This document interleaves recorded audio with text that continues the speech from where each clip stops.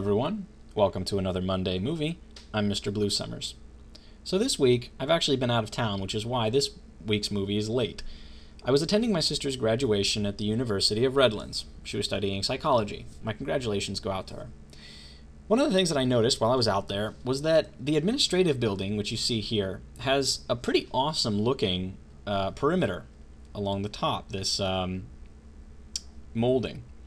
What makes it so interesting, at least in a 3D context, is that it's very simple. We can actually do this in 3D Studio Max in under 10 minutes. And I'd like to show you how. Let's get started. I'm going to work on this section right here. And you can see that it's essentially a very static profile. This is a rather square building. We can use boxes to replicate these little structures underneath here. And this corner can be done with a symmetry modifier, but we won't be going into that for this particular tutorial. So let's get started. I'm in my left viewport, which you can get to by hitting hotkey L. And I'm going to select my line tool, and we're going to get started on some of these shapes out here along the sides. Looks like we're going to start off with these kind of wavy shapes. They kind of curve outward and then come in. They're a little hard for me to do on this video because I can't right-click and record at the same time.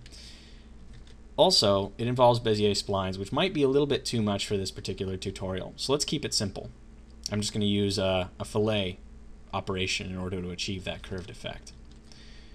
So we start off with the roof, which we can assume is going to be flat, no, but certainly at an angle. So we're going to bring it in at an angle.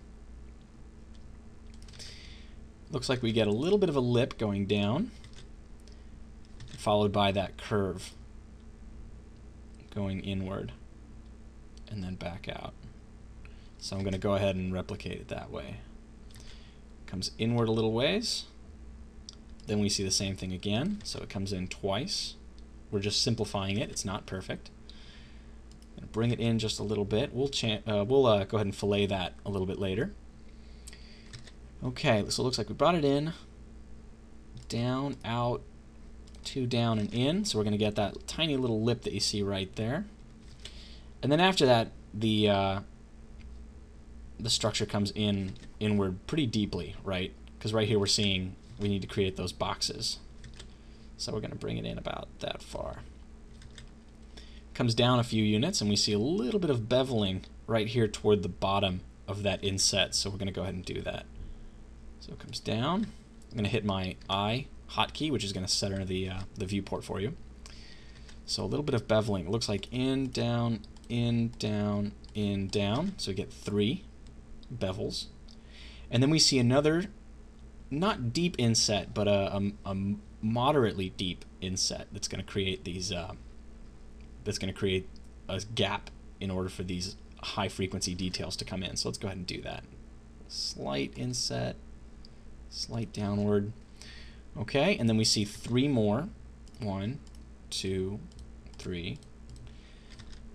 And then we're going into the rest of the wall. So I'm going to go ahead and finish off this spline because we don't want it to go too deeply, right? You need some separation of objects when you're modeling.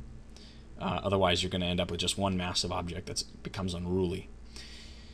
So we've created that. I think I'll stop right here, and then we'll create just a standard box for the wall beneath.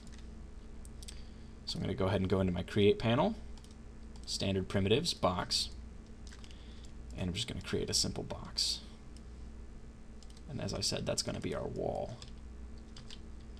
So I'll move this down to about here.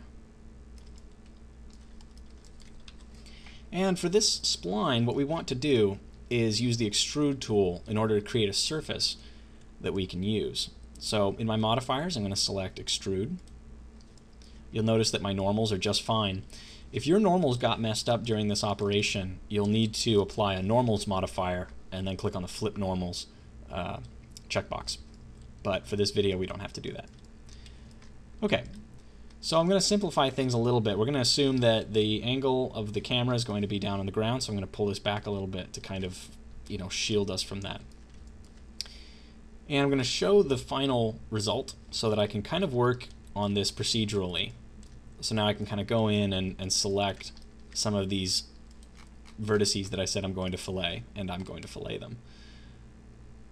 Very gently. It's a very subtle effect, some of these fillets. We want them to be very gentle, otherwise they're going to look like everything was smoothed, you know, and that's kind of a novice thing to do. Not everything should be smoothed, just most things. Alright, so that's good enough there.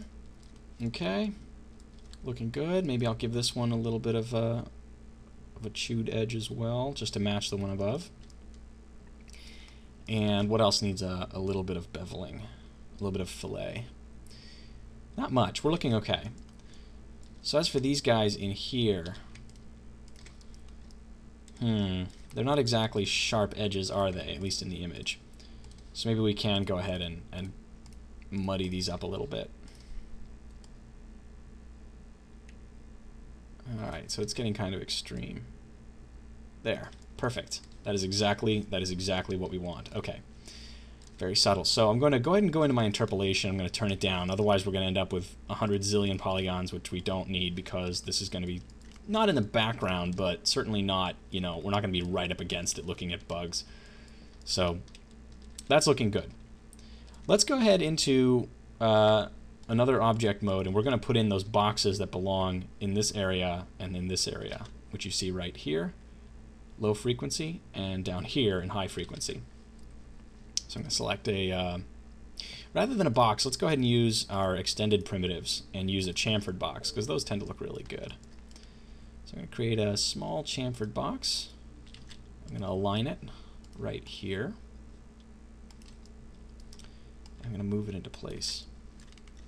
Now, because this is low frequency detail, we can actually be, you know, we can kind of eyeball it. Doesn't have to be too perfect. It's easier to notice a break in a pattern in high frequency detail rather than in low frequency detail, like this. So these have a very slight fillet to them. They're a little bit taller and thicker than I've created them, so I'm just gonna kind of flesh them out a little bit, just like that. Just like that. And then it's already, I believe this is already centered, so I don't have to worry about, okay, good. So I don't have to worry about, you know, positioning it perfectly. I'm going to go ahead and put it just up against this area, so it looks like it's supporting the structure above it, but, you know, it's only for looks. Looking great. So I'm going to move this down, shift, drag to copy it, and I want to copy. And we're going to use another chamfered box in order to create that low frequency detail we were talking about. Down below right here. So I'm just making it a little bit smaller. You know, it can protrude out behind like that one, but hopefully not too far, otherwise it can become kind of a burden to accommodate. So I'm just going to push this around a little bit, kind of get it into position. Okay, looking good. And then we need to replicate it out. So I'm going to go ahead and open up my tools, array tool. I'm going to click preview so I can see what this is going to look like.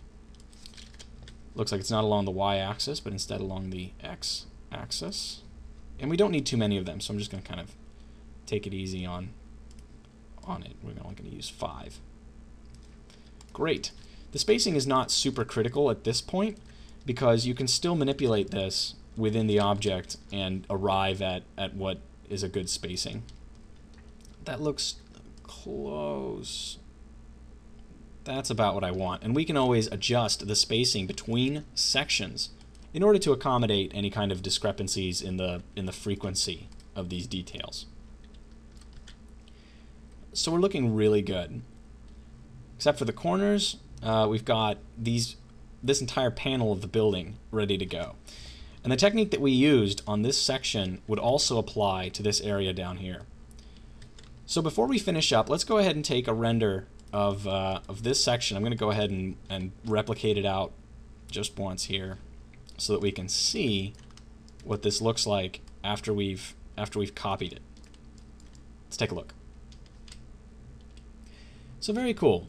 In just a little bit of time, we've come up with a reasonable approximation of some of this high frequency detail up here that you could then extend all the way around the building.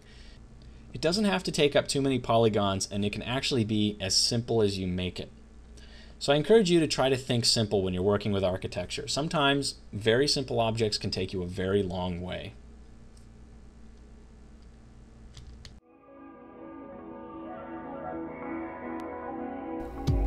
Thanks for tuning in to another Monday Movie. You can find all of my Monday movies as well as tutorials, resources, and downloads at my website, www.mrbluesummers.com.